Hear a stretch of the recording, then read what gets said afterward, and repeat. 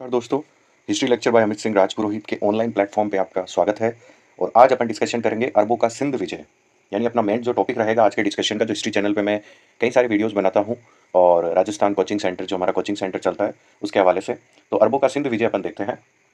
711 ईस्वी में खलीफा वालिद के उत्तरी क्षेत्र ईरान के गवर्नर अल हज्जाज ने खलीफा से सिंध अभियान की अनुमति प्राप्त की। देखो, जो इस्लाम है वो 632 या इसके आसपास से एक तरीके से स्प्रेड होने लग गया था और काफ़ी कम दिनों के अंदर ये काफ़ी बड़े इलाके में स्प्रेड हो गया था। तो उसके बाद का ही है कि भाई इन्होंने परमिशन मांगी कि हम इस्लाम धर्म को उधर फैलाएं। सर्वप्रथम 711 ईस्वी में उबैदुल्लाह के नेतृत्व में एक अभियान सिंध भेजा गया, किंतु यह पराजित हुआ और मारा गया। यानी उबैदुल्लाह जो आया था वो पराजित भी हो गया और मारा भी गया। तो 711 ईस्वी में पराजित हुआ, ऐसा नहीं कि आने के बाद सीधे जीतना शुरू हो गए। इनको भी काफ़ी कठिनाइयों का सामना करना पड़ा। हिंदुस्तान कोई ऐसे तो है नहीं कि कोई आएगा और जीत जाएगा। दूसरा अभियान बुदेल के नेतृत्व में हुआ और यह भी असफल रहा। देखो, बुदेल भी असफल रहा। तीसरा अभियान 712 ईस्वी में मोहम्मद बिन कासिम के नेतृत्व में हुआ और यह अभियान जो था वो काफ़ी सफल हुआ। इस मामले में मोहम्मद बिन कासिम ने सिंध के शासक दाहिर को पराजित किया और दाहिर युद्ध करते हुए मारा गया। तो दाहिर जो थे वो युद्ध करते हुए इस युद्ध में पराजित हुए, जो सिंध के शासक थे। अरबों के सिंध विजय के कारण, देखो सिंध के विजय के कारण ये थे, निरंतर प्रयास तो किया ही, परंतु इसके अलावा भी कुछ कारण थे। अरबों के सिंध विजय के अनेकों कारण थे। राजनीतिक कारण, मुस्लिम राज्य का विस्तार करना, ये इनका राजनीतिक कारण था। आर्थिक कारण था, भारत समृद्ध देश था, अतः यहाँ पर अधिकार करके धन प्राप्त करना। मेरे अकॉर्डिंग तो मेन कारण यही था कि भाई भारत एक समृद्ध देश था, तो वहाँ से काफ़ी सारा जो धन है वो प्राप्त किया जाए। इस्लाम धर्म का प्रचार करना ये तो था ही उनका कारण। भाई वो जहाँ जाएंगे अपने धर्म का प्रचार तो करेंगे, हम लोग भी करते हैं। तत्कालिक कारण, कुछ अरबी जहाज़ों का समुद्री डाकुओं द्वारा लूटा जाना, ये उसका तत्कालिक कारण था। आगे देखते हैं, और भी कई सारे कारण हैं भाई अरबों के विजय का प्रभाव क्या हुआ? राजनीतिक प्रभाव पड़ा। अरबों की प्रशासनिक नीतियाँ मध्य के तुर्क, अफगान और मुगल साम्राज्य के लिए मार्गदर्शक का कार्य करती रही।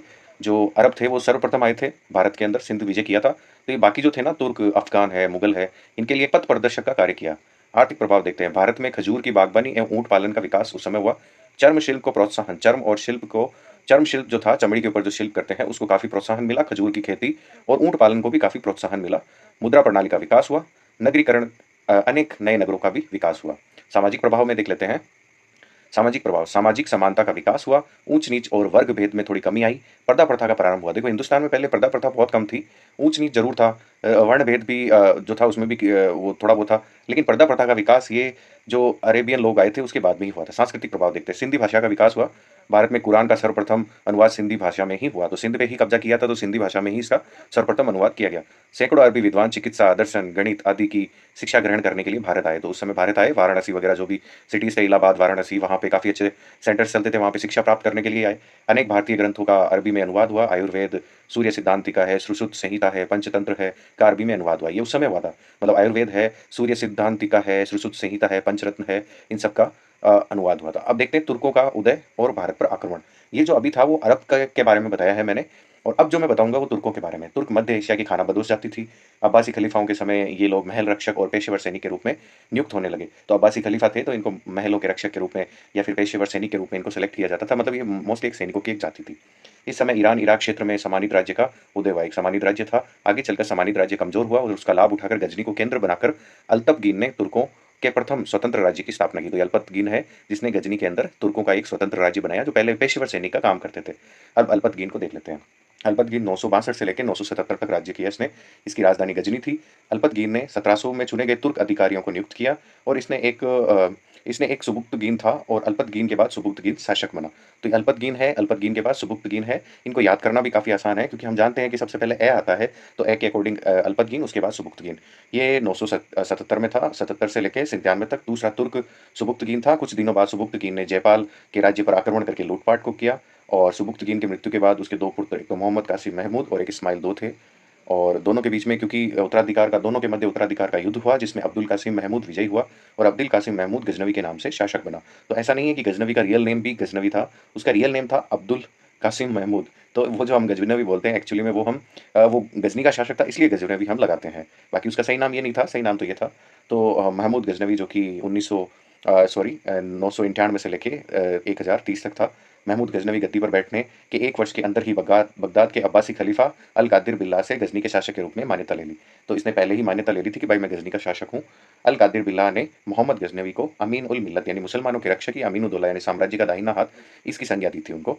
महमूद गजनवी सुल्तान की उपाधि धारण करने वाला प्रथम मुस्लिम शासक था। ये पहला ऐसा मुस्लिम शासक था जिसने सुल्तान की उपाधि धारण की थी। भारतीय अभियान देखते हैं। महमूद गजनवी 1000 ईस्वी से लेकर 1027 ईस्वी तक भारत में कुल 17 बार इसने आक्रमण किए थे। पहला आक्रमण 1000 ईस्वी में हुआ। इससे सीमा के कुछ क्षेत्रों को इसने विजित किया। यानी उस समय इसकी भी हिम्मत नहीं हुई कि आगे बढ़ें और किसी को हरा दें। लेकिन बाद में धीरे-धीरे इसका हौसला बढ़ गया। दूसरा अभियान 1001 ईस्वी में इसने हिंदू शाही वंश के राजा जयपाल के विरुद्ध आक्रमण किया। जयपाल के विरुद्ध इसने किया था, तो दूसरा अभियान था ये। जयपाल इस पराजय के अपमान को सहन नहीं कर सका और स्वयं निर्मित चिता में जलकर उसने आत्महत्या कर ली। कुल मिला के जयपाल का किस्सा एंड हो गया। 1006 ईस्वी में गजनी ने मुल्तान पर आक्रमण किया और यहाँ के करमाती वंश के शासक अब्दुल फतेह दाऊद ने बिना युद्ध किए ही आत्मसमर्पण कर दिया और इस तरह मुल्तान पर महमूद गजनवी का अधिकार हो गया। 1008 ईस्वी में पुनः उसने हिंदू शाही शासक पर आक्रमण किया और यहाँ के शासक आनंद पाल को वेहंत के पास पराजित किया। तो आनंद पाल हिंदू शाही के सेकंड शासक थे और इनको भी पराजित कर दिया। इस विजय के बाद महमूद गजनवी ने सिंध पर अधिकार किया। तो सिंध पर तो पहले भी अरबों का 712 ईस्वी में अधिकार ही था। 1018 ईस्वी में हमने गंगा घाटी में इसने गंगा घाटी में प्रवेश किया। वहाँ पर गुर्जर प्रतिहार राजा राज्यपाल द्वारा शासित कन्नौज पर आक्रमण किया।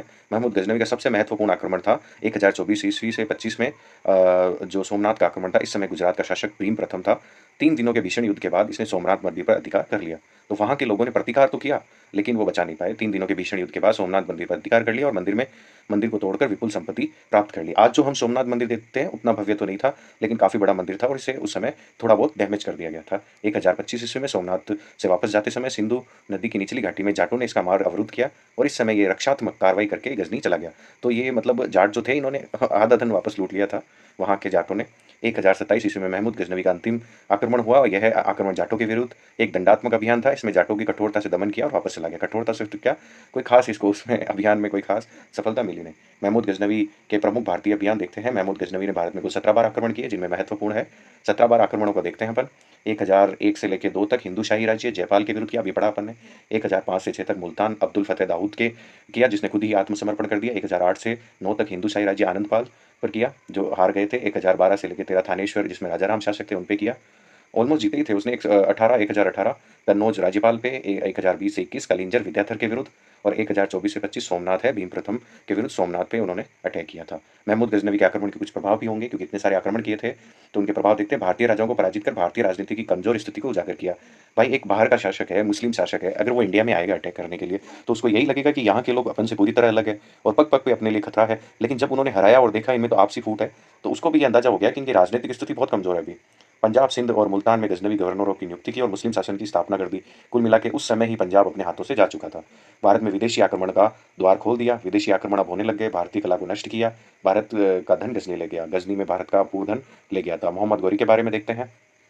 मोहम्मद गौरी है 12वीं शताब्दी के मध्य में गौर वंश का उदय हुआ। इसके साम्राज्य का आधार उत्तर पश्चिमी अफगानिस्तान था, वहाँ पे था गौर साम्राज्य। तो गौर से हम इसे गौरी कहने लगे। प्रारंभ में गौरी लोग गजनी के अधीन थे और बाद में स्वतंत्र हो गए। 1163 में गयासुद्दीन बिन साम जो गौर वंश का शासक बना, इसने गजनी पर आक्रमण करके इसे विजित कर लिया और छोटे भाई ने महमूद गौरी को गजनी दे दिया। तो ये आगे इतिहास में और देखते हैं हम।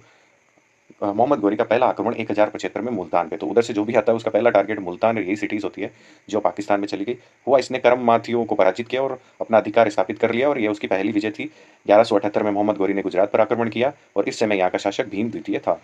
कशहद के मैदान में गौरी की करारी हार हुई। देखो पहला टारगेट गुजरात को करते हैं भाई, गुजरात में धन संपदा ज़्यादा थी, लेकिन उस समय पूरी तरह हार गए थे और यह भारत की उसकी पहली पराजय थी। और इस पराजय के बाद मोहम्मद गौरी ने मुल्तान और सिंध के मार्ग को बदलकर पंजाब का मार्ग चुना। उसने कहा कि भाई इधर से आना तो ठीक नहीं है, यहाँ तो काफ़ी वॉरियर्स हैं।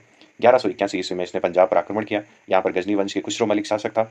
इसने युद्ध के स्थान पर मोहम्मद गौरी को अत्यधिक उपहार देकर संधि कर ली, यानी मोहम्मद गौरी से संधि कर ली, तो खुद ही चाहते थे युद्ध ना करें। 1191 में तराइन के प्रथम युद्ध में मोहम्मद गौरी और पृथ्वीराज चौहान के बीच हुआ और इस युद्ध में गौरी पराजित हुआ और गजनी चला गया, मतलब पराजित होकर भाग गया। और 1192 में तराइन का द्वितीय युद्ध हुआ। इस युद्ध में पृथ्वीराज चौहान पराजित हुआ, बंदी बना लिया गया। इसने गौरी की अधीनता स्वीकार कर ली, परंतु बाद में विद्रोह किया और मारा गया। इसके पीछे चंद्र बरबदाई की भी स्टोरी है, लेकिन मूलतः यही स्टोरी इतिहासकारों द्वारा मानी जाती है। 1175 में मुल्तान करमाती के विरुद्ध, ये मोहम्मद गौरी के अभियान है, भारतीय अभियान। 1178 में गुजरात भीम द्वितीय के अगेंस्ट। 1181 में पंजाब खुसरो मलिक के अगेंस्ट। 1186 के अंदर पंजाब खुसरो मलिक के अगेंस्ट। 1191 में तराइन का प्रथम युद्ध पृथ्वीराज चौहान के अगेंस्ट किया।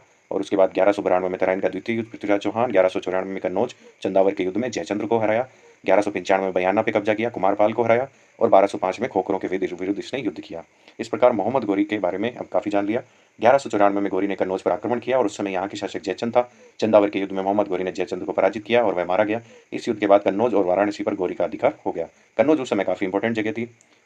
मोहम्मद गोरी के सेनापतियों द्वारा विजित क्षेत्र कुतुबुद्दीन ऐबक ने, ये उसका सेनापति था, 1196 में अजमेर विजय किया, 1197 में बदायूं विजय किया, 1202 और 3 में बुंदेलखंड को विजय किया। बख्तियार खिलजी 1197 में बिहार विजय किया और 1205 में बंगाल विजय किया। बख्तियार खिलजी वही है जिसने नालंदा यूनिवर्सिटी में आग लगाई थी। अब देखते हैं महत्वपूर्ण तथ्य। महमूद गजनवी यामिनी वंश से संबंधित तुर्क था और महमूद गजनवी कश्मीर अभियान किया था, लेकिन यह अभियान असफल रहा था। ऐसा नहीं कि सारे अभियान इनके सफल हुए थे, पर इनकी हिम्मत बहुत अच्छी थी। अल बरूनी यानी बहारी, वास्तविक नाम से अब्बू रेहान, देखो इसका अब्बू रेहान नाम था, अल बरूनी हम फेमस है। ये ख्वारिज्म का रहने वाला था, लेकिन गजनी में बस गया था। अल बरूनी भारत में आकर संस्कृत भाषा का अध्ययन किया। अल बरूनी भारत में आया, यहाँ के पंडितों से संस्कृत भाषा सीखी, फिर यहाँ के ग्रंथों का अनुवाद किया। मोहम्मद गोरी शंखवानी वंश का तुर्क था, शंसवानी वर्ग का तुर्क बोलते हैं इसको। वास्तविक नाम इसका सिहाबुद्दीन मोहम्मद गोरी था। आगे देखते हैं। यानी कुछ महत्वपूर्ण तथ्य। मोहम्मद गोरी एक साधारण सेनापति बख्तियार खिलजी ने विक्रमशिला बौद्ध विहार और नालंदा बौद्ध विहार और सोमपुर बौद्ध विहार को तहस नहस करके सैकड़ों भिक्षुओं को मौत के घाट उतार दिया। तो एक तो विक्रमशिला बौद्ध और विहार और एक नालंदा है और एक सोमपुर है, काफ़ी अच्छे अच्छे केंद्र थे शिक्षा के, इनको बर्बाद कर दिया। मोहम्मद गोरी ने सर्वप्रथम कुतुबुद्दीन ऐबक को हाँसी की एकता प्रदान की। हाँसी जो हरियाणा में है वहाँ पे 1192 में तराइन के द्वितीय युद्ध के बाद मोहम्मद गोरी ने कुतुबुद्दीन ऐबक को विजित भारतीय प्रदेशों का प्रतिनिधि नियुक्त किया। तो इस प्रकार ये जो है भारत के विरुद्ध जो सिंध है, तुर्क है, उनके आक्रमण का एक शॉर्ट वीडियो है। आई होप आपको काफ़ी कुछ समझ में आया होगा। हमारा एक नया जो कोचिंग सेंटर का प्लेटफॉर्म है, राजस्थान कोचिंग सेंटर, उसको भी आप सब्सक्राइब कीजिए ज़्यादा से ज़्यादा। और इसी के साथ आई होप आपको काफ़ी नॉलेज मिला होगा। धन्यवाद।